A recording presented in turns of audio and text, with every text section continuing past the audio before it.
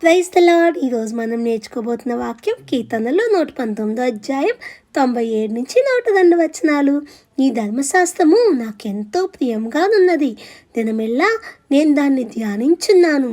నీ ఆజ్ఞలు నిత్యము నాకు తోడుగానున్నవి. నా శత్రువులు మించిన జ్ఞానము అవి నాకు కలుగజేయుచున్నవి.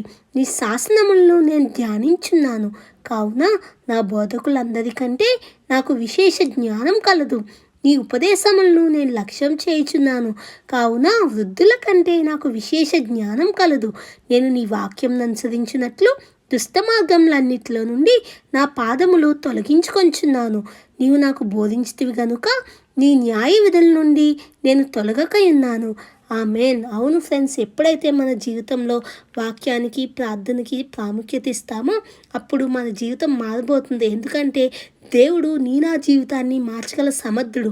ఆయన వాక్య లేఖనం ప్రకారం ఎప్పుడైతే ఆయన వాక్యానికి లోబడి ఆయన వాక్యంలో జీవిస్తూ ఉంటామో అప్పుడు మన జీవితం మారుతుంది. అందరికంటే దేవుడు మనకి గొప్ప జ్ఞానాన్ని ఇచ్చి ఉన్నత స్థానంలో ఉంచుతాడు. Amen. God bless us all.